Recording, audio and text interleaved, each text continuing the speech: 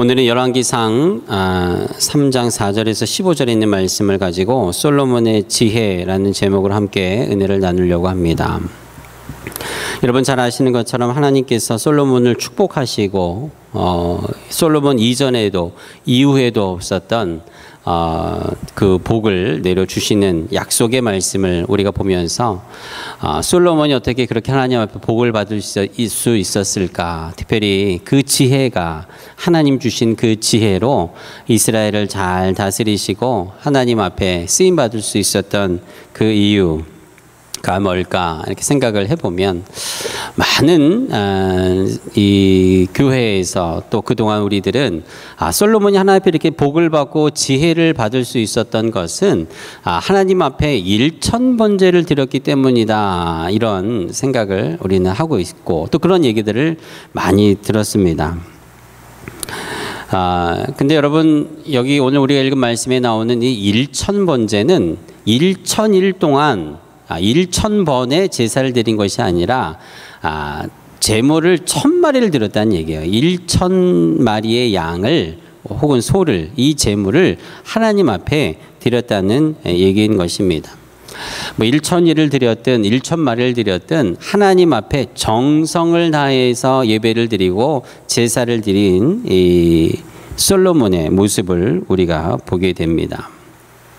하나님께서 솔로몬을 축복하시고 내가 구한 지혜를 주시는데, 솔로몬이 구한 이 지혜는 아주 똑똑하고 샤프하고 머리가 잘 돌아가고 명석한 두뇌를 가진 그러한 이스라엘의 왕이 되달라고 한 것은 아닌 것이지요. 또 지혜를 받은, 하나님 앞에 지혜를 받은 솔로몬도 단지 똑똑하고 머리가 좋은 그러한 왕이 아니었다라는 것입니다. 하나님 앞에 받은 솔로몬의 지혜, 이것은 한마디로 얘기하면 듣는 마음이었다랍니다. 듣는 마음. 오늘 우리가 읽은 말씀 9절 말씀에 보면 솔로몬이 하나님 앞에 구하는 아주 정확한 표현이 나오지요. 그것은 바로 주님, 저에게 듣는 마음을 주옵소서. 듣는 마음을 종에게 주옵소서. 오늘 여러분 예배하는 이 시간이 하나님 앞에 듣는 시간입니다. 하나님이 말씀하시는 것을 내가 겸손한 마음으로 듣는 것이.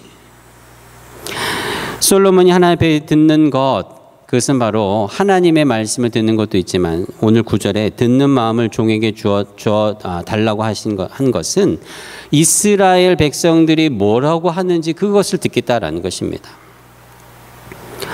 당시 왕이면 사실 듣지 않아도 됩니다. 그냥 명령만 하면 되는 것이죠. 백성들의 말을 들을 것이 아니라 왕이 생각하고 판단하고 옳다라고 하는 것을 그대로 하명만 하면 되는 것입니다. 그런데 솔로몬은 하나님 앞에 듣는 마음을 주옵소서. 나에게 맡겨주신 이 이스라엘의 많은 백성들이 나에게 무엇을 요구하고 말하든지 그것을 들을 수 있는 그러한 왕이 되게 하옵소서, 이렇게 구하는 거예요. 하나님께서는 솔로몬의 이 기도를 들으시고 이렇게 대답을 하십니다. 14절에 너희가 백성의 소리를 잘 들으려면, 지혜로운 왕이 되려면 먼저 나의 말을 들어야 한다. 14절이죠. 내가 내 법도와 명령을 지키면, 여러분 잘 알고 있는 쉐마 이스라엘, 이스라엘아 들을지어다. 뭐 하려고 노력하고 애쓰지 말고 가장 첫 번째, 하나님의 백성이 되려면 귀를 열고 먼저 나의 말을 들으라, 이 말씀을 하시는 것이. 이스라엘 백성이 하나님의 백성이 되는 첫 번째 조건, 그것은 바로 듣는 것입니다. 솔로몬이 그 위대한 아버지 선조 다윗의 왕을 이어서 이스라엘의 위대한 왕이 되고자 하는 첫 번째 그 길은 귀를 열어서 백성의 소리를 듣고, 또 백성의 소리를 잘 듣기 위해서 하나님의 말씀을 잘 들을 수 있어야 되는 것을 오늘 우리가 보는 것입니다. 요즘에 교회에서 많은 분들이 성경 말씀을 읽고 또 듣고 또 부지런히 그것을 하려고 애를 씁니다. 하나님 말씀을 많이 읽고 또 많이 듣고 이것도 굉장히 어려운 일이지요. 또 부지런히 그것을 다 해야 합니다. 하지만 우리가 아무리 듣기만 하고 그 말씀을 그냥 들은 대로 잊어버리고 흘려버리면 어떻게 되겠습니까? 정작 중요한 것은 하나님의 말씀을 듣고 그것을 마음에 새겨 그 말씀대로 순종하여 행할 때 반드시 하나님의 역사가 일어나고 열매가 있는 것이겠지요. 예수님께서도 비유의 말씀을 이렇게 말씀하셨어요. 아버지가 포도원에서 일을 하는데 바빠서 두 아들을 부릅니다. 첫 번째 아들 맏아들에게 바쁘니 지금 포도원에 가서 일하거라. 그때 맏아들이 네 아버지 하고 말만 그렇게 하고 포도원으로 가지 않고 자기 놀러 가버리는 거예요. 자기 볼일을 보러 가는 것입니다. 이 아버지가 두 번째 아들을 부릅니다. 얘야, 포도원이 바쁘니 어서 가서 포도원에 가서 일하거라. 싫어요, 아버지. 저는 바쁩니다. 제가 하고 싶은 일이 있습니다. 하고 나갔어요. 그러나 길을 가다가 자기의 잘못을 뉘우치고 포도원에 가서 일을 합니다. 이때 예수님이 묻습니다. 이 두 아들 중에 어느 아들이 참 아들이겠느냐? 그렇죠. 말만 네 하고 딴 길로 간 아들이 아니라 정작 그 앞에서는 싫어요. 아버지에게 거부했지만 다시 자신의 죄를 뉘우치고 포도원에 간 두 번째 아들이 참 아들입니다. 이렇게 대답을 하는 거예요. 오늘 솔로몬이 하나님 앞에 칭찬과 복을 받은 그것은 백성의 소리를 듣고 또 그것을 잘 듣기 위하여 하나님의 음성, 말씀을 잘 들음과 동시에 그것대로 행하게 되는 순종하게 될 때 하나님의 놀라운 은총이 복이 임하게 되는 것을 우리는 봐야 하는 거예요. 여러분 잘 아시는 것처럼 솔로몬의 이 초반의 이 왕의 생활은 아주 칭찬받을 만했습니다. 그러나 그의 인생의 후반이 참 어려웠지요. 하나님 말씀을 잘 듣는 것으로 시작했지만 지혜로운 왕으로 시작했지만 여기서 무너지는 것은 하나님의 말씀대로 행하지 않고 순종하지 않고 그 뜻대로 행하지 않을 때 하나님 앞에 심판받고 책망받는 길을 걷게 되는 것이에요. 하지만 오늘 우리 말씀을 통해서 솔로몬이 받은 지혜, 하나님 앞에 이 지혜를 어떻게 이 받은 대로 들은 대로 실천할 수 있을까 두 가지를 살펴보려고 합니다. 첫 번째로 솔로몬이 하나님 앞에 받은 지혜를 순종할 수 있었던 그 첫 번째 자세가 바로 겸손한 마음 때문이었어요. 여러분 싸움이 어디서 납니까? 다툼이 어디서 납니까? 갈등이 어디서 납니까? 가정이든 교회든 여러분 정치든 이 사회에 일어나는 모든 혼란과 싸움과 분쟁은 바로 겸손이 사라지고 그 자리에 교만이 차지할 때 아니겠습니까? 내가 저 사람보다 더 낮아지면 싸움이 되겠습니까? 싸움이 안 되는 거예요. 다 큰 어른과 갓난아기가 싸우는 모습 우리는 한 번도 본 적이 없는 것. 그 이유가 뭘까요? 싸움이 안 되지요. 어른은 이 아기보다 또 이 아이는 어른보다 더 낮기 때문에 그런 것입니다. 우리가 동등하다고 판단이 되면 반드시 싸움이 일어납니다. 우리가 저 사람보다 내가 더 위에 있다고 생각을 하면 싸움이 나고 갈등이 시작하는 것이. 하지만 오늘 하나님 앞에 지혜를 받은 이 솔로몬 스스로를 낮추는 모습을 우리가 말씀을 통해 보게 돼요. 7절 말씀입니다. 주님, 저는 주님 앞에 아주 작은 아이입니다. 출입을 알지 못하는 그런 아이에 불과합니다. 저를 불쌍히 여겨달라는 이 간절한 기도, 하나님 앞에 간구하는 자세, 겸손한 이 솔로몬을 통하여 하나님이 지혜를 주시는 것이.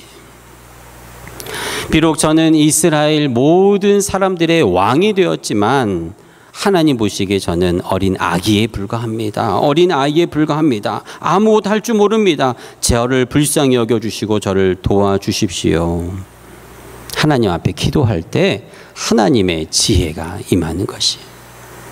여러분 우리가 주님 앞에 나올 때 주님의 사람으로 이 땅을 살아갈 때 반드시 가져야 할 첫 번째 자세가 바로 이 자세.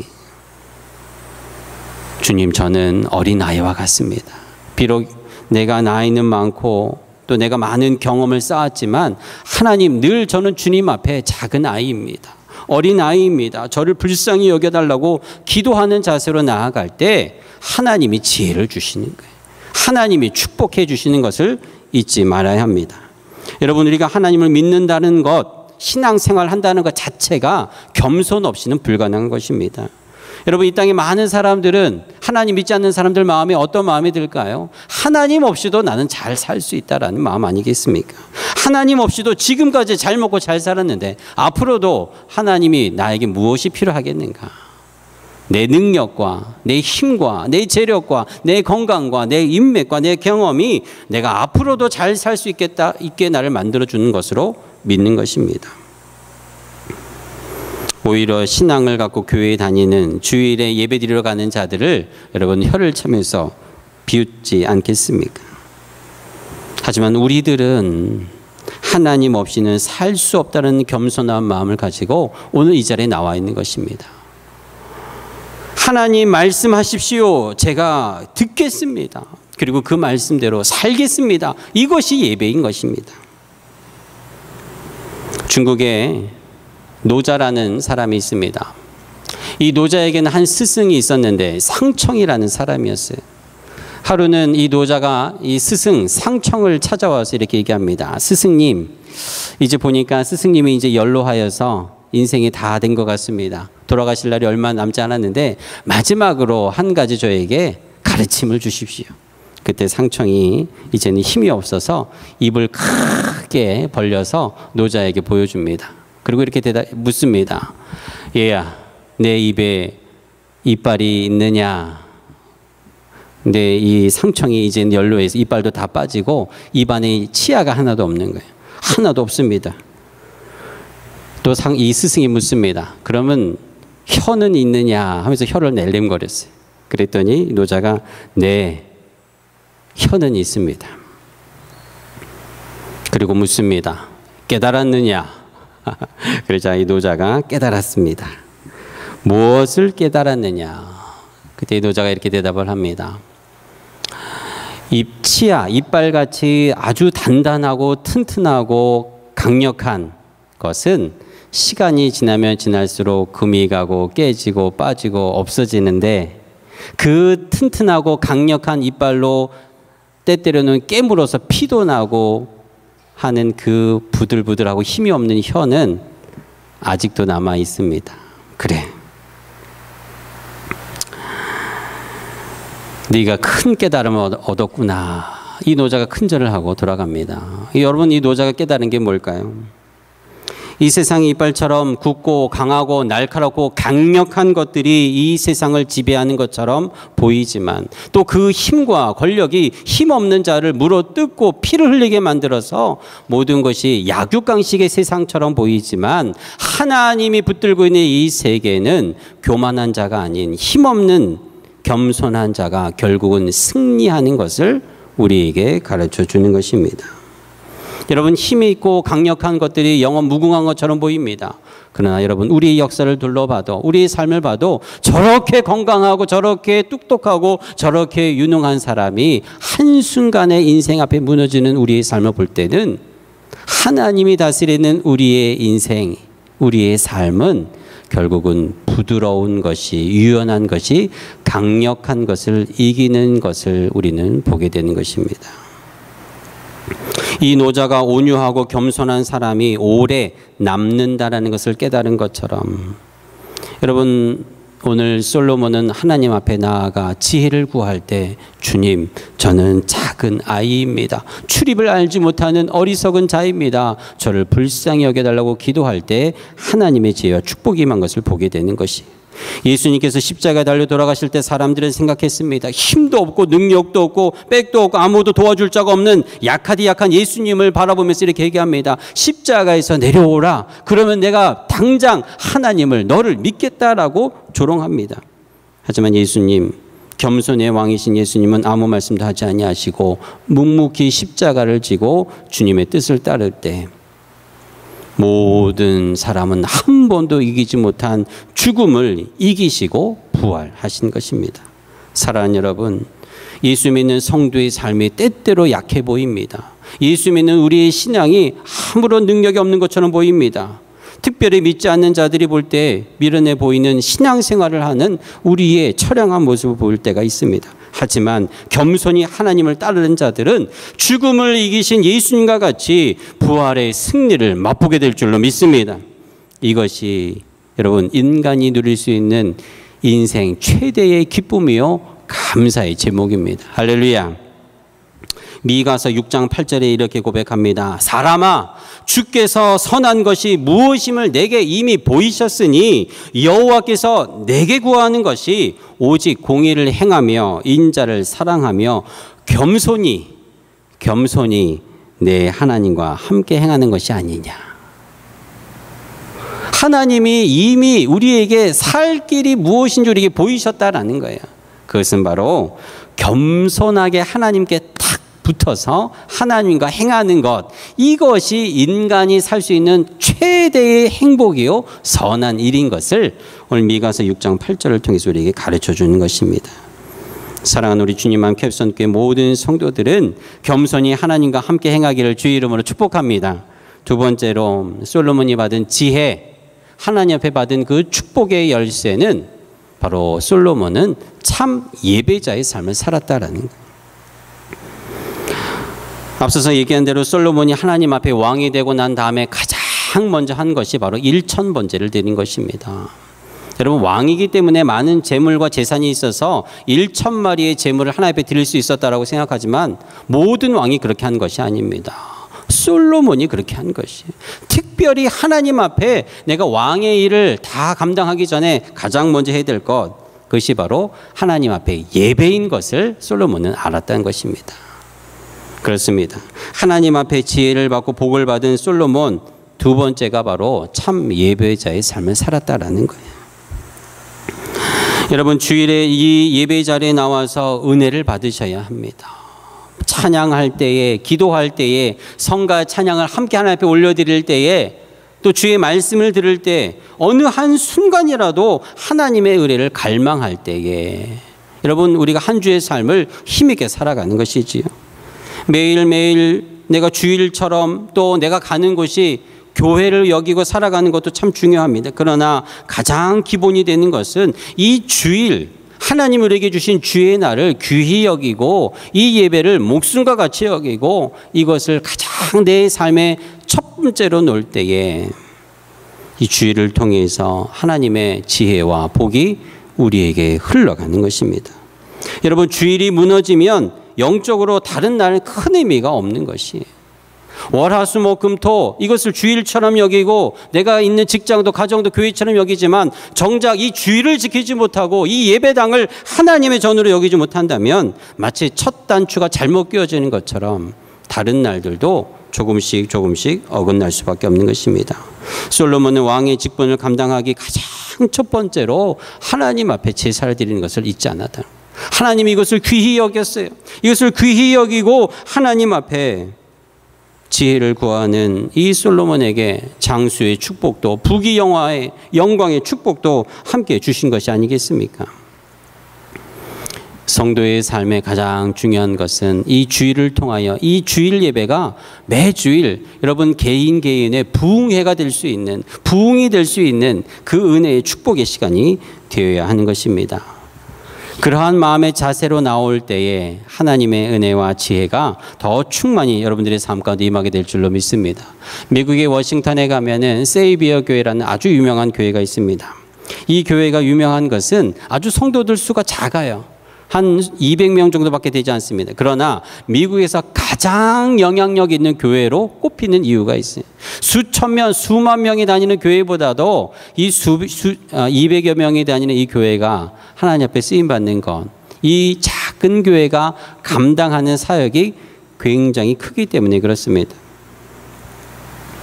이 세이비어 교회가 아주 미국에서 영향력이 있는 것은 교회가 작지만 이 사회에 이바지하는 영향력이 굉장히 크기 때문에 그래요. 사회봉사하는 이 모델 교회로 전 세계 연구 대상이 되고 있다라고 해요.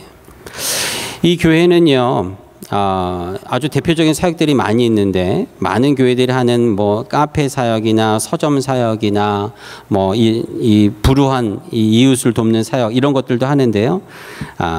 주택 보급 사역을 한다 그럽니다. 350세대의 아파트를 이 작은 교회가 운영해요. 여러분 한번 상상해 보세요.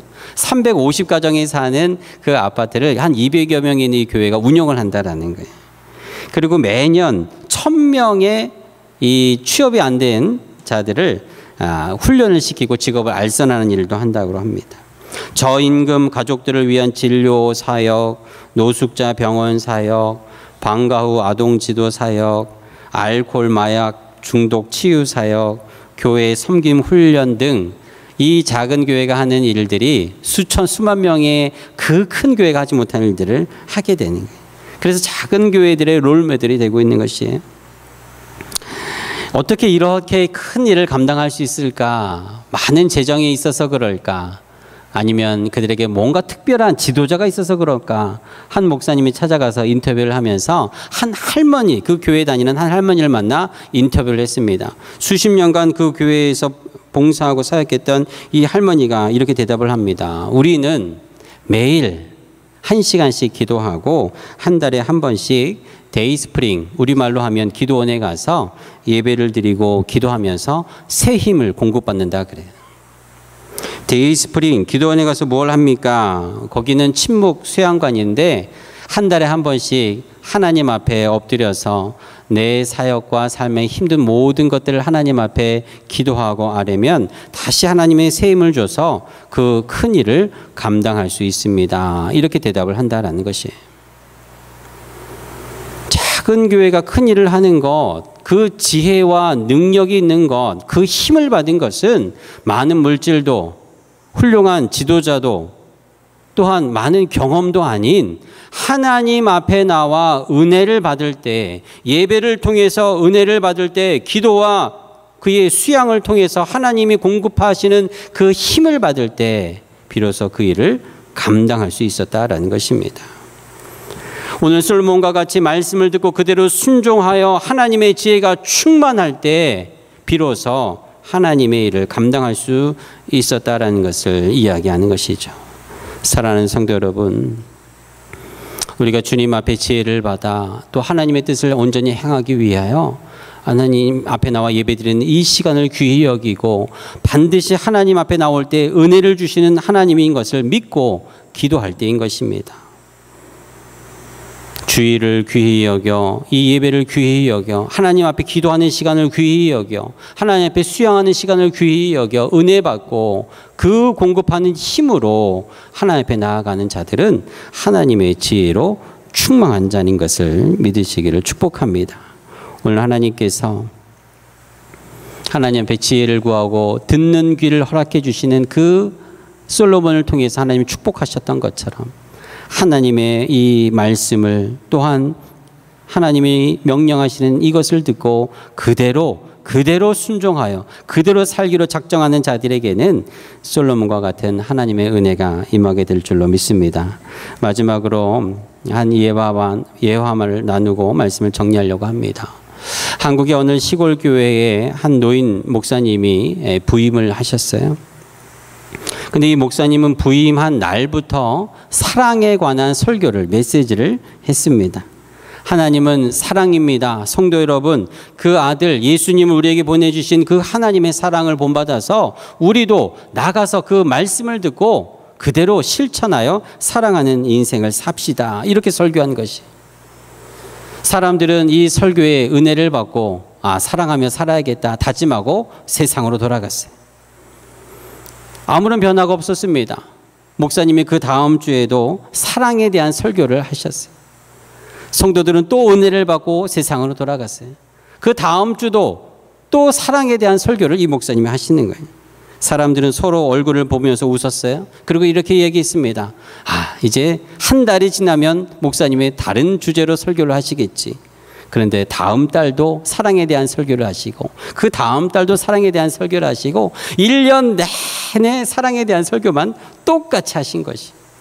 성도들이 화가 났어요. 아니 목사님 우리 성도들을 무시하는 것인가? 왜 같은 설교를 한 달도 두 달도 아니고 1년 동안 이렇게 반복하시는 것일까? 성도들이 하루는 모여서 목사님에게 조용히 이렇게 얘기합니다. 목사님, 우리를 무시해도 이만저만이지 어떻게 1년 내내 이렇게 같은 설교를 할 수 있겠습니까? 우리는 도저히 목사님 우리 교회 모실 수가 없습니다. 우리 교회를 떠나 주십시오. 그리고 이제 이 목사님이 마지막 교회를 떠나기 전에 마지막 설교를 하게 됐어요. 성도들은 속으로 생각했습니다. 설마 교회를 떠나는 마지막 날까지 사랑하라라는 설교는 하지 않겠지. 그래, 아니나 다를까 마지막 목사님이 떠나는 고별 설교의 제목도 서로 사랑하라였어요. 사람들은 묵묵히 들었어요. 그리고 속으로 생각했습니다. 저 노인 목사가 왜 이렇게 교인들에게 쫓겨나면서까지 끝까지 사랑하라라는 설교를 해야만 하는가. 그런 마음에 뉘우침이 오게 됐습니다. 눈물이 흘렀어요. 오죽하면 가는 날까지 서로 사랑하라라는 설교를 할까. 우리가 얼마나 말씀을 들어도 그냥 한 귀로 듣고 한 귀로 흘려보내고 서로 사랑하라고 귀에 딱정이가 않도록 1년 내내 설교해도 사랑하지 아니하는 우리 성도들의 모습을 보고 목사님은 하나님의 마음을 담아 사랑하라 사랑. 예배가 끝나자 사람들은 서로 울면서 목사님에게 매달리며 이렇게 얘기합니다. 목사님, 우리가 잘못했습니다. 이제 알았어요. 예수님처럼 우리가 서로 사랑한다는 말은 듣기는 들어도 사랑하지 아니하는, 실천하지 아니하는, 행동하지 아니하는 우리의 모습을 보고 목사님이 우리가 싫어하는 걸 알면서도 이렇게 설교를 하셨군요. 앞으로 계속 사랑하라라는 설교만 해주십시오. 제발 우리 교회에 남아주세요. 우리가 듣겠습니다. 그래서 목사님이 남게 됐대요. 다음 주일이 됐어요. 사람들은 목사님이 오늘도 사랑하라는 설교를 할 걸로 기대하고 모였어요. 근데 설교가 시작됐는데 이번엔 달랐습니다. 하나님을 사랑하는 자들은 11조를 하라. 사랑하는 설교는 이제 더 이상 필요 없던 거예요. 깨달았고 행동했기 때문이죠. 하나님이 살아있다라고 믿으면 하나님 앞에 믿음대로 드리라는 것이. 바로 다음 주일부터 전 교인이 11조를 하기 시작했어요. 만약 안 하면 1년 내내 11조를 하라는 설교를 하게 뻔했기 때문이. 그 다음 주에 어떤 설교가 나왔을까요? 이제는 다 하니까 이제는 그 다음 주에는 교회에 봉사하라 설교하기 시작했어요. 그러자 온 모든 교인이 한 명도 빠짐없이 봉사를 자원해요. 주일학교, 성가대, 청소 다 합니다. 이렇게 해서 그 교회는 설교 말씀, 하나님 말씀을 듣는 대로 순종하고 실천하는 교회가 되었다는 거죠. 솔로몬이 하나님 앞에 지혜를 받아 축복받은 왕으로 세움받았지만 하나님 원하시는 것은 네가 듣고 내 명령과 법도를 행하면, 그대로 실천하면 하나님이 복 주십니다. 우리는 수십 년 신앙생활을 하면서 많은 하나님 말씀을 보고 듣고 하나님 앞에 받았지만 우리가 하나님 말씀을 그대로 실천하는 것이 과연 몇 개나 될까 손꼽아 보면 많지 않은 거예요. 사랑하는 성도 여러분, 오늘 솔로몬이 받은 하나님의 지혜는 말씀을 듣고 그대로 행하는 것이에요. 그러기 위해서, 말씀을 듣기 위해서 우리는 겸손해야 되고 또 그 말씀을 온전히 받기 위해 예배를 귀히 여기는 참 예배자의 삶을 살아야 됩니다. 또 그 말씀을 듣는 그대로 행할 때 반드시 하나님의 놀라운 은혜와 축복이 우리 교회와 여러분들의 삶에 가득 임하게 될 줄로 믿습니다. 함께 기도하겠습니다. 주님, 오늘 솔로몬이 하나님 앞에 기도하고 간구한 그대로 하나님께서 들으시고 축복하는 모습을 보게 됩니다. 하나님 앞에 나아갈 때 겸손한 마음으로 참 예배자의 삶으로 솔로몬과 같이 나아가는 저희들 모두가 되게 하시고 한 걸음 더 나아가 말씀을 들은 그대로 순종하고 실천하는, 말씀대로 사는 우리 성도들의 삶이 되게 하여 주시옵소서. 충만한 하나님의 지혜가, 축복이 우리 성도들 모두에게 임하도록 역사하여 주시옵소서. 예수님의 이름으로 기도드리옵나이다. 아멘.